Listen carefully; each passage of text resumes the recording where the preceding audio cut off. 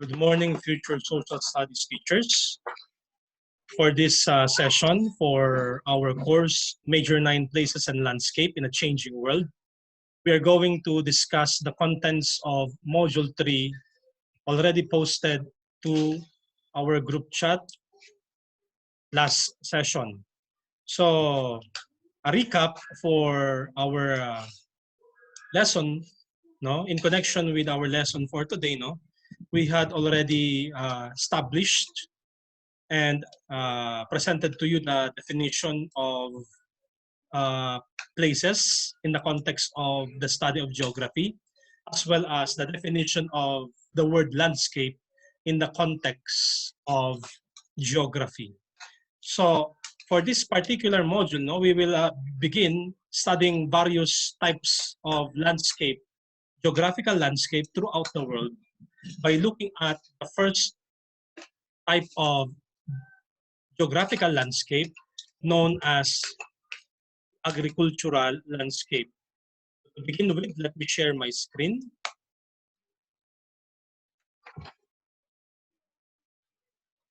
For this particular module, I added some significant details or information to supplement our understanding with regards to the concept of agricultural landscape. So first, let us define the term agriculture.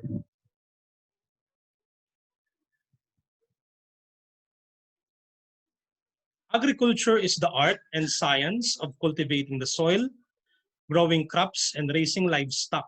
It includes the preparation of plant and animal products for people to use and distribute to markets.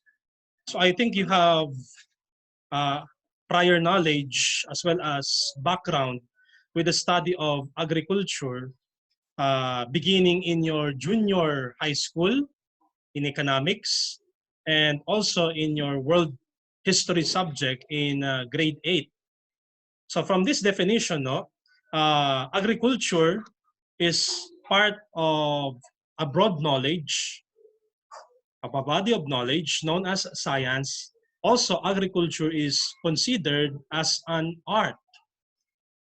Another definition provided by a friend of mine, Dr. Jaime Veneracion, from his book, Philippine Agriculture During the Spanish Regime. Dr. Veneracion is a retired professor of history from the University of the Philippines, Diliman. So from his book, he defined the word agriculture as the systemic use, very basic, madaling unawain ang approach at pagbibigay niya ng definisyon sa salitang agrikultura. Okay? So agriculture is the systemic use of tools, techniques, and processes for the production of food. So please take note of those three elements from the definition of Dr. Veneracion. Okay, you have tools, techniques, and processes. So these three important elements, from that particular definition, okay, is very significant for carrying out various programs and activities connected with the art and science of agriculture. Now, let's talk about the etymolohiya, o yung pinanggalingan ng salitang agrikultura.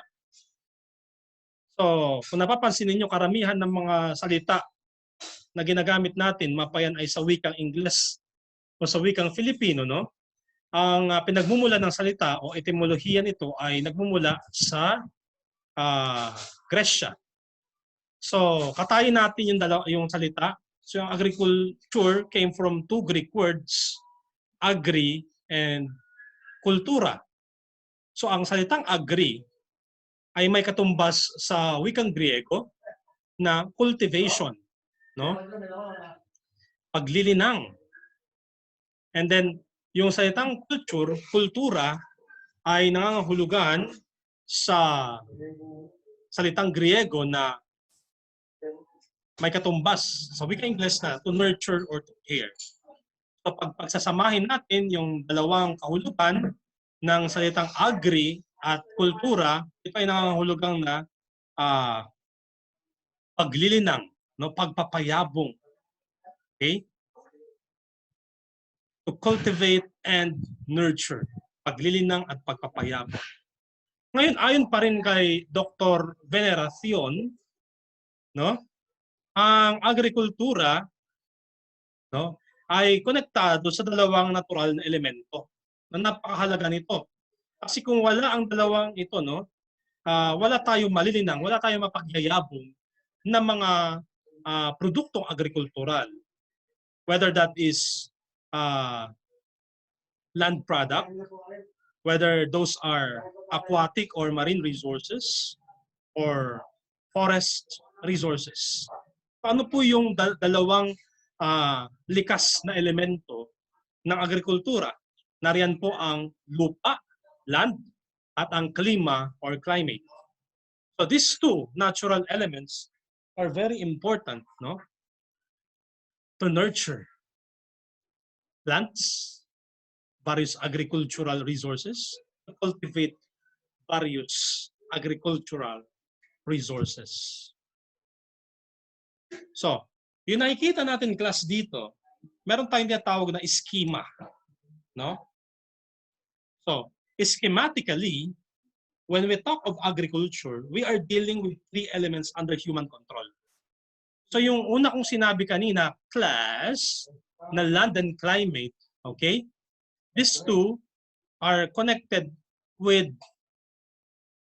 the nature, no? Likas na elemento. Okay? Walang ano po diyan, walang malaking interbasyon ang tao sa dalawang ito. Pero sa eskimang ito, no, pag pinag-uusapan ang agrikultura, meron tayong tatlong elemento na nakokontrol ng tao. Yan po yung pagkain, lupa, again, at ang mga kagamitan or tools, no? So since food is a basic human need, it creates demand. So ang pangunahin nating dahilan kung bakit nagtatanim since the history, the early beginnings of mankind, no, is for subsistence, no, for food, no? Kaya nga tinawag nating primary sector ang agrikultura dahil napaka-basic nito, no? Kasi it caters to humans most basic need, no? Kung titingnan niyo yung hierarchy of needs ni Abraham Maslow, no, yung pinaka nasa ilalim ng piramide ay ang tinatawag nating mga physiological needs, at bahagi ng physiological needs ay yung pagkain or food. Okay? Now, para naman mabigyan natin ng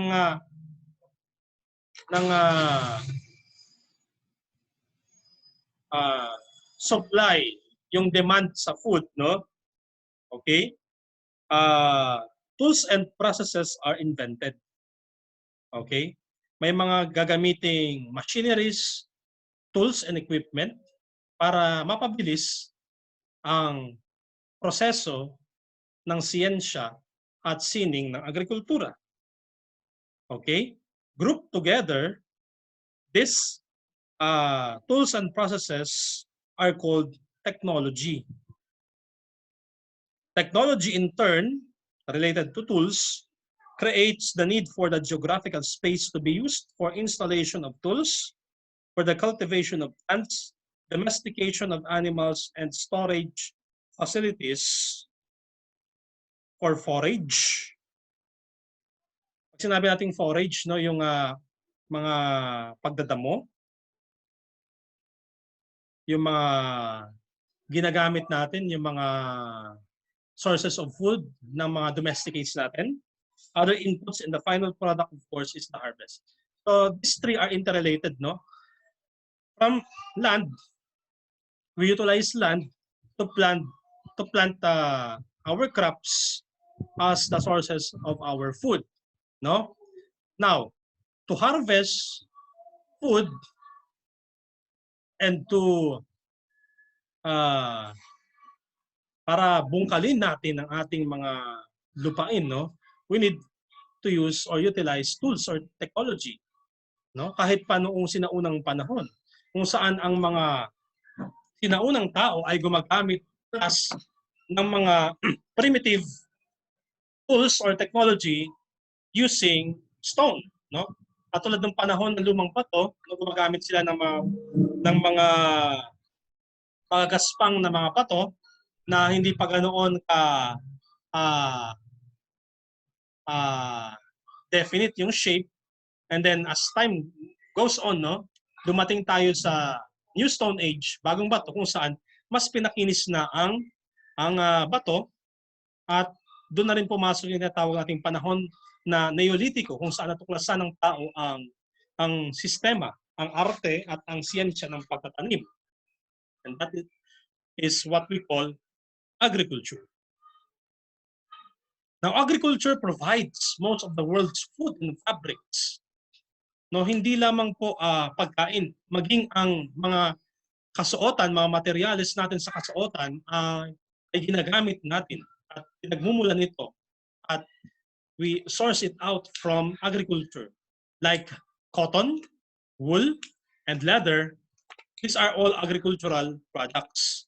Agriculture also provides material for construction and paper products. So yung kahoy na ginagamit sa pagtatayo ng mga gusali at mga kabahayan ay bunga din ng agrikultura. No? Meron tayong mga farm na especially dedicated for nurturing and planting trees, okay, used for construction purposes, no? Yung lumber na nakukuha sa mga punong nito na ginagamit for construction, and ginagamit natin to manufacture paper products.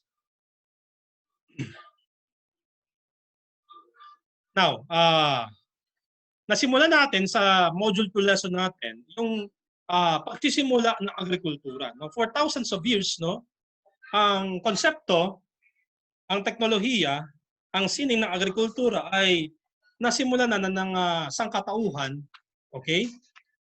Kahit wala pa yung salitang agrikultura, no? So before agriculture became widespread, people spent most of their lives searching for food. Kaya nga sabi ko sa inyo last time, no, nomadic ang paraan ng pamumuhay ng mga tao noon.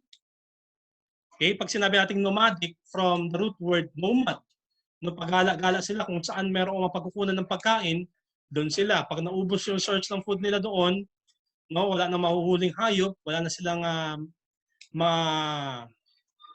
kukuhang hayop, no, for food, kasi ang subsistence natin noon ay carnivorous tayo noon, no, hindi pa tayo marunong kumain at magtanim, no? Yun po yung tinatawag nating nomadic living, hunting wild animals and gathering wild plants. Now, about 11,000 years ago, people gradually learned how to grow cereal and root crops and settled down to a life based on farming. So, according to history, no, women discovered the technology of farming, agricultural technology, by observing and being immersed with the environment. Nung minsan nagpakalat sila ng mga punla at naisaboy nila ito sa mga prutas na kinain nila, na nakuha nila sa kagubatan, no? Naisaboy nila ito sa isang lugar na pinagtirahan nila kasi nomadic sila, pagala-gala sila. Then nung bumalik sila doon sa lugar na yun, no, nakita nila ay tumubo yung mga kinalat nating mga punla, mga buto. So from then on, they discovered that some plants, some crops, no, from the environment can be planted using seeds. And that point of history, no, yun yung tinuturing nating turning point in history, kung saan ang pamumuhay ng tao ay nagbago from the nomadic living to sedentary life. When you say sedentary life, no, ancient peoples, no, decided to settle down in a certain place when they learned how to plant. And from then on, nagsimula ang sistema ng agrikultura. Now, the first domesticated animals were dogs, which were used for hunting. No, yung mga aso yung pinakaunang tiname, no? Kasi ginagamit sila para sa pangaso. Sheep and goats were probably domesticated next. Agriculture enabled people to produce surplus food. They could use this extra food when crops failed or trade it for other goods.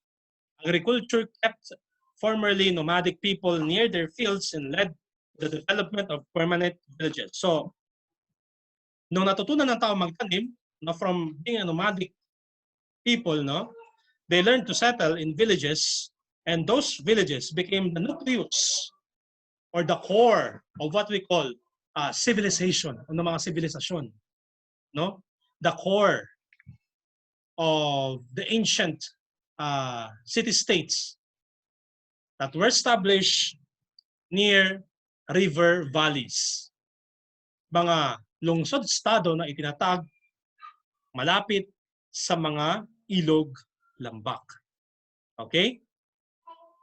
So the earliest civilizations based on intensive agriculture arose near the Tigris and Euphrates rivers. So these two parallel rivers, no, twin rivers, flowing through the desert landscape of present-day Iraq, Tigris and Euphrates rivers, in what we call Mesopotamia before, now called the countries of Iraq and Iran, and also the important river valley of Nile, which is the cradle of the Egyptian civilization. Now let's define agricultural landscape. This is an area where nature is significantly influenced by farming activities such as planting, tilling, irrigation, fertilization, and changes to topography. Examples are drainage structures and land leveling. Farmers are the primary actors on the agricultural landscape, and they constantly interact with nature and people in multiple ways, whether it's social, economic, and political, and at multiple scales, whether that is farm, watershed, town, and regional. Sa madaling pananalita, social studies students, no? So agricultural landscape refers to an area where there is an interaction between humans and the environment, wherein humans, okay, change the natural landscape of a particular area for agricultural purposes, such as pagtatanim, irrigasyon, okay, fertilisasyon, at pagbabago ng topografiya. No? Yung natural landscape, binago ito upang matugunan ang pangangailangan ng tao para sa pagkain at para na rin sa mga gawain ng tao na nauugnay po sa pagtatanim at iba pang aktibidad ng agrikultura. Now, in developing agricultural landscapes, no, meron tayong mga teknolohiyang ginagamit. The development of agriculture was very slow. One of the earliest agricultural tools was fire. No, katulad na nabanggit natin, na pag-usapan natin last time. Now, around 5,500 BCE, farmers in Mesopotamia developed simple irrigation systems by channeling water from streams and from the rivers of Tigris and Euphrates onto their fields. No, farmers were able to settle in areas once thought to be unsuited to agriculture. Kasi nga, excuse me, ang lugar kung nasaan ang Mesopotamia, no, Iraq and Iran, these are primarily composed of desert landscape. Now, ancient Sumerians, Babylonians, no, Assyrians, those people, tribes and empires and civilizations na nabuhay at nagsettle in Mesopotamia, no, they changed the landscape, the desert-like landscape of Mesopotamia, by channeling water from Tigris and Euphrates towards their farmland. So the desert landscape was turned into an agricultural landscape, no, a landscape suited for farming and the domestication of animals. No? Mga Romans naman, no, in Europe, no, as they expanded their empire, they adopted agricultural methods and wrote manuals about the farming techniques they observed in Africa and Asia. Ito naman pong mga kaibigan nating mga Chinese people also adopted farming tools and methods from nearby empires na kung saan doon sila nakipagkalakalan. No? So from trading with other people, no? Kasi sa trade, no, hindi naman yung mga pipi at bingi tayo, no? You need to talk to people na kailangan mo makipagpalitan ng kalakal. So from talking and having conversation with other people, you learn their culture as well as their customs and traditions from their own countries. So, yung mga Chino na nakipagkalakal sa mga katabi nila mga imperyo at kaharian, no? Natuto sila ng mga iba't ibang teknolohiya mula sa mga ito, no? Many medieval European farmers used an open field system of planting.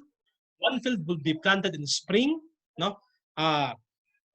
Yung tinatawag nating seasonal planting. Merong mga fallow land, pag sinabi natin fallow land, iwanan muna natin yung lupa na yan, no, hayaan muna natin na bumalik yung nutrients, ma-nourish ulit siya. Tapos ito na namang portion na ito ng lupa ang tatamnan natin sa panahon ng tagsibol. Pero naman tatamnan sa panahon ng taglagas or autumn or fall. And one would be left unplanted or fallow. So this system preserved nutrients in the soil, increasing crop production. Kaya nga, di ba sa pagtatanim, no, meron tayong mga lugar or pockets of farmlands na hindi tinatamnan for a certain period of time so that we will let nutrients, okay, no, ma-renew, ma-nourish ulit dun sa mga lupa na yan. Yun yung tawag natin dun ay mga fallow land. Now, what are the machineries used in agriculture in history? A period of important agricultural development began in the early 1700s for the United Kingdom and other European countries. New agricultural inventions dramatically increased food production in Europe and European colonies, particularly the United States and Canada. Okay? Isa sa mga importante ay yung tinatawag nating tools drill, no, na imbento sa England. Okay, ano tong tools drill? Tools drill made rows of holes for the seeds. By the end of the 19th or the 18th century, seed drilling was widely practiced in Europe. No, hindi mo na kailangan yung magsaboy-saboy na ganyan ng mano-mano. May ginagamit sila na tools drill, no, para mailagay yung mga punla sa lupa. So as time goes by, no, may mga machines ang na-develop sa iba't ibang lugar, katulad na sa Estados Unidos, tulad ng steel plow o yung bakal na araro. Along with new machines, there were several important advances in farming methods by selectively breeding animals. Okay? Farmers increased the size and productivity of their livestock. Now, aside from planting, no, involved din po sa agriculture, yung tawag natin class na domestication or breeding of animals. Parte din po yan class ng agrikultura, hindi lang yung pagtatanim. Isama mo rin dyan ang fisheries, aquatic resources are all part of agriculture. No? Cultures have been breeding animals for centuries. No, ebidensya dyan yung mga Mongolians. No? Kilala ang mga Mongolians, mga Mongol, no? Sa pagbe-breed at pag-aalaga ng mga species ng mga horses, no? Kaya ginamit nila itong mga kabayong ito, no? To conquer the entire, at least, no, sabihin na natin 90% of the Asian continent were conquered by the Mongols, no? In the 13th century, the largest land empire in the world. Sa paanong paraan nila nasakop ang China, Russia, Persia, India, and pinagbantaan ang Europa na sakupin ito through the use of fast, large breed of horses, no? Na-conquer nila yan, napakalaking kontinente ng Asia at naging tinatawag nating Mongolian Empire. Okay? So, they used that or they began breeding horses in the Bronze Age. Europeans began to practice selective breeding, no, on large scale beginning in the 18th century. Halimbawa po yung mga tupa. No, aside from a source of food, no, ang tupa or sheep ay source din ng fabric, no, yung kanilang balahibo, no, ginagamit as source for wool na ginagamit para makabuo sila ng mga makakapal na kasuotan used during the winter season. Bahagi din po ng agriculture ay ang pag-aaral ng mga halaman, no? Kung familiar kayo in biology, you have Gregor Mendel. Nakilala siya sa pag-aaral ng genetics, no? The study of heredity were also important, especially the use of plants in the study of heredity and genetics. Okay? So we have also other forms of agriculture, other branches of agriculture. We have agricultural science. These are technologies especially developed and made progress during the 20th century, no? Kung saan nagkaroon ng iba't ibang mga innovations, developments in terms of technology na mas magpapabilis ng production, harvest, at mga sistema sa pagtatanim, pag-aani, pag-aalaga ng hayop, pangingisda, at iba pa. Isa na rin dyan yung electricity. No? Electricity first became a power source on farms in Japan and Germany in the early 1900s. So ang electricity ay ginagamit po as source of energy, especially in the use of energy in fueling or powering water pumps, milking machines, yung ginagamit para kumuha ng gatas mula sa mga baka, alabaw, and feeding equipment. Okay, gumagamit din tayo ng mga elektrisidad, lalo na sa mga poultry farms, no? Lalo pag panahon na ng pag-harvest.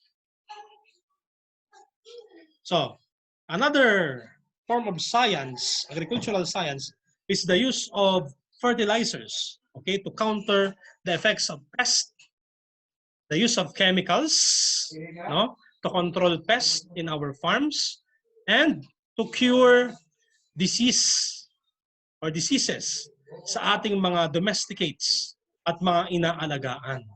Okay? For thousands of years, farmers relied on natural fertilizer. Okay? Skip natin yan. Meron din tayong tinatawag na farming in water. Ito isang uri ng teknolohiya, yung tinatawag nating hydroponics. No, yung aquaculture. Okay? Hydroponics is the science of growing plants in nutrient solutions. Just 1 acre of nutrient solution can yield more than 50 times the amount of lettuce grown on amount or on the same amount of soil. Aquaculture, primarily the cultivation of fish and shellfish, was practiced in China, India, and Egypt thousands of years ago. Usually ito ginagawa sa mga freshwater bodies such as lakes and rivers na up to now ay ginagawa pa rin natin. So those are part of what we call agricultural landscapes. No? Meron din po tayong tinatawag sa agricultural science na mga genetic modification, no, to improve the yield of harvest, at the same time to improve species of plants. Okay? Yung mga tinatawag natin mga hybrid ngayon, no? Meron na yung mga hybrid rice, no, na matatag sa panahon po ng tinatawag nating mga pagbaha, lalo dito sa ating bansa, no? Nag-iimbento sila ng mga species o mga uri ng mga pananim na matatag sa mga kalamidad tulad ng pagbaha, matinding pag-ulan, at iba pa. Okay. So, issue din po yung mga tinatawag natin yung mga GMOs or genetically modified organisms. Kasi sometimes itong mga GMOs na to ay may mga health risk, na may mga negative effect sa kalusugan natin. Lalo na pag na-consume natin yung mga GMOs, agricultural products na hindi talaga pinag-aralan, no? Hindi naging bunga ng masusing pagsasaliksik ng mga siyentista at ng mga agriculturists.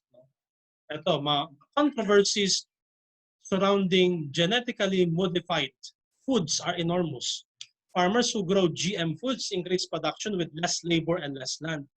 Many consumers favor genetically modified foods kasi nga sometimes mas malalaki sila, no? Yung mga ordinaryong patatas halimbawa na kasi laki lang ng mga kamao natin, merong mga malalaki talaga. Kasi nga mas maganda ang benta daw, no? Mas maganda ang market o merkado sa mga genetically modified compared doon sa mga tawag natin mga organic na mga products na binuo ng walang anumang uri ng intervention o walang ginagamit na anumang uri ng mga chemical para mapabuti ito. Okay? Sa agricultural landscape, pero din tayong mga methods of cultivation. No? Depende po doon sa mga elemento tulad ng klima, terrain, traditions, and of course, available technologies. Okay? You may read some of this. No? Dinagdag ko lang ito as additional information para po sa atin. Okay? So, yung livestock refers to the domesticates, no? Ito yung mga inaalagaan ng mga hayop as a source of food such as cows, carabaos, goats, sheep, chickens, no? And in other places, meron silang mga tinatawag na ibang mga uri ng mga hayop na domesticated. Doon lamang pwede mabuhay kasi doon lamang kayang maka-adapt sa climate nila. Katulad po ng mga alpaca in Peru at yung mga zebus in India. These are domesticated animals which are raised, no, and cared for in a variety of ways kasi maliban sa source of food po sila, no, ginagamit sila as transportation, for transportation purposes. Okay? Okay, nandito yung mga free range, no? Ito yung mga pinapakawalan lamang sa mga malalawak na mga lugar, sa mga pasture lands. No? Actually, ito yung mga organic, mga safe siya na kainin kasi wala ito masyadong mga ginagamit na mga pakain na artificial. Okay? And of course, pinaka-importanting function ng agrikultura is agriculture is important to fight against hunger. No? Food production must keep pace with population growth and distribution methods. This is an enormous agricultural and political challenge. In the study of economics, no, meron tayong tinatawag na law of demand and supply. No? Lalo, ang population natin ay hindi bumababa, okay, hindi nagdi-decrease, rather, sorry, okay, kailangan challenge ito para sa sangkatauhan na yung food production ay makasabay, no, direktang makasabay, no, directly proportional with the increase of the population. Malaking challenge yan kasi maraming lugar sa daigdig natin ang kulang na kulang sa pagkain. Kasi problema dyan, yung tinatawag nating unequal distribution of wealth and especially food supply. Okay? So far, doon natin tatapusin ang ating lesson. Okay? Now, later, no, I will post your next, what do you call this? Next activity for this particular module. Thank you very much for listening. If you have some questions, please post it in our GC. Reactions, comments, or suggestions. Thank you very much and see you again next meeting.